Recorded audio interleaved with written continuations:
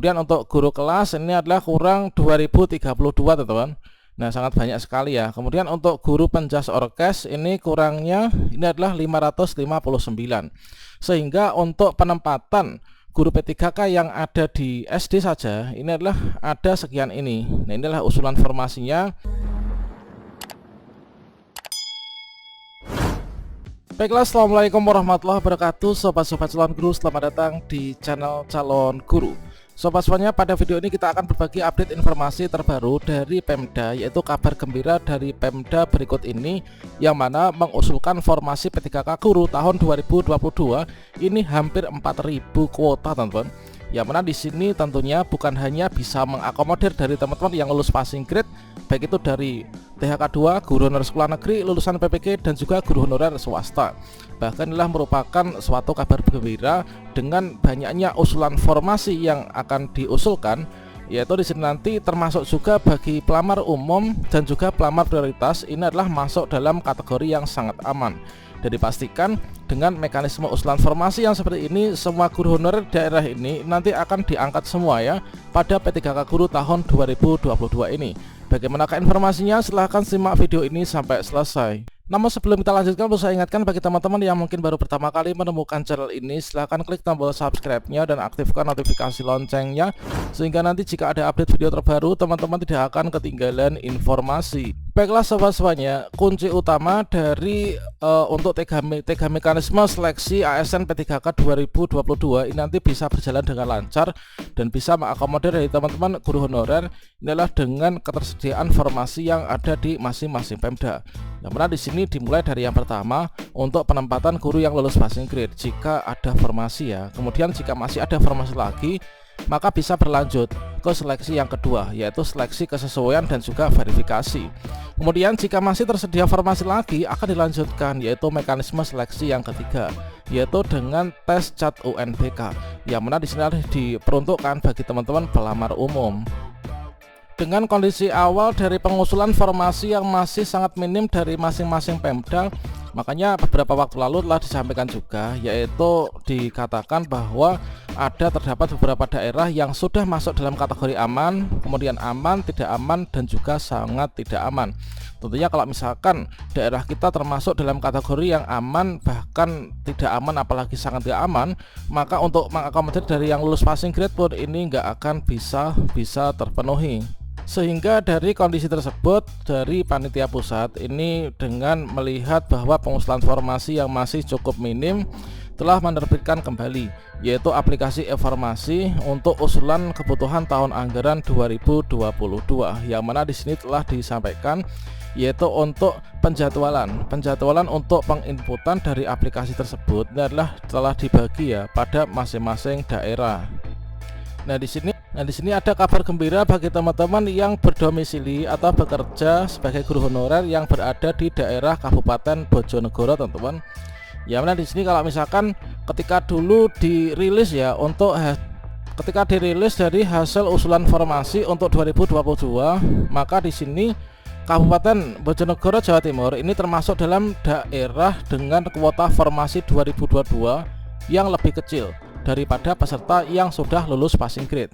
Yang mana di sini dari Kabupaten Bojonegoro ini kemarin formasi 2021 ini adalah 351. Kemudian yang lulus ini 353. Kemudian yang lulus passing grade tanpa formasi ada 1130. Kemudian usulan formasi ini adalah nihil ya, nggak ada usulan. Kemudian total formasi yang tersisa ini adalah ada 8 formasi.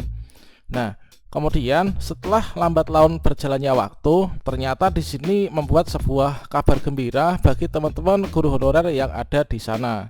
Ya, mana awalnya usulan formasi di daerah ini awalnya adalah hanya 8 saja. Dan sekarang ini teman-teman bisa melihat ya, untuk usulan P3K guru dan P3K non guru pemerintah Kabupaten Bojonegoro formasi tahun 2022. Ya benar, di sini yang pertama untuk usulan P3K guru. Nah, di sini dari P3K untuk guru SD ini ternyata sangat banyak sekali, teman-teman. Yang mana di sini sampaikan yaitu untuk kurang dan juga lebih ya. Nah, di sini untuk guru agama Islam ini adalah kurang 586. Kemudian untuk guru kelas ini adalah kurang 2032, teman-teman. Nah, sangat banyak sekali ya. Kemudian untuk guru penjas orkes ini kurangnya ini adalah 559.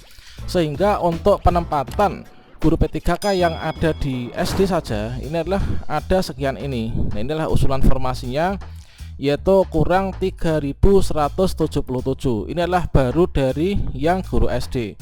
Kemudian di sini untuk guru mapel. Nah, guru mapel untuk yang SMP, teman-teman. Karena untuk SMP itu kewenangannya di kabupaten atau kota ya. Kalau misalkan SMA, SMK itu kewenangannya adalah di provinsi.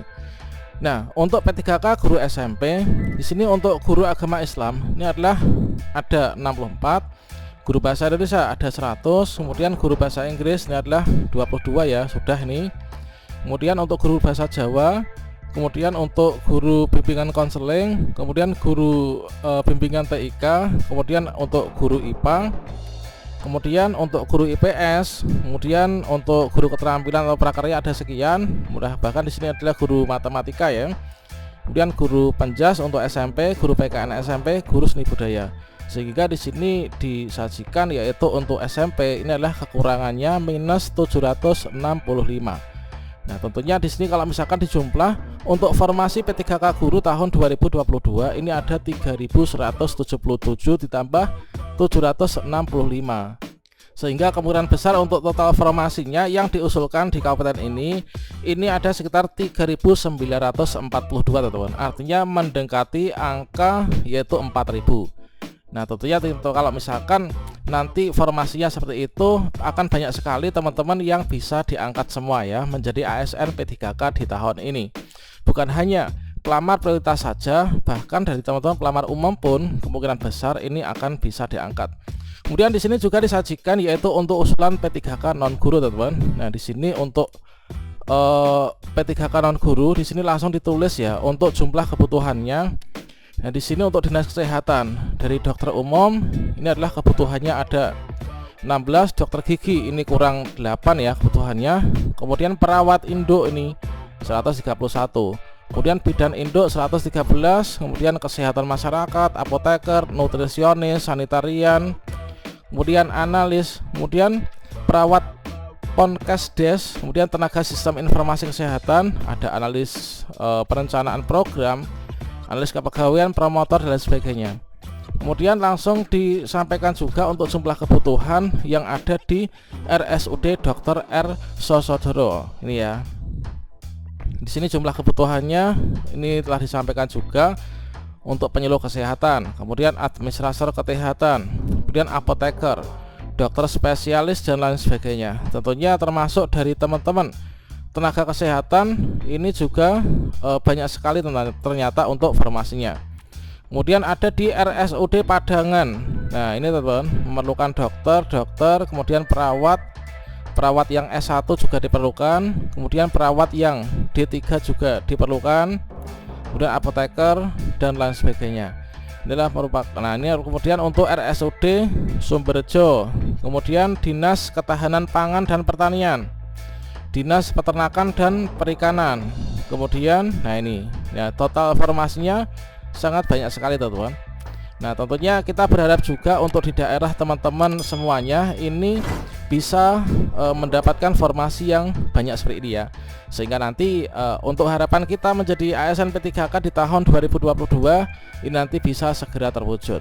Demikian informasi ini, mari kita berdoa bersama semoga kita semua bisa diangkat menjadi ASN P3K di tahun 2022 ini. Sekian, wassalamualaikum warahmatullahi wabarakatuh.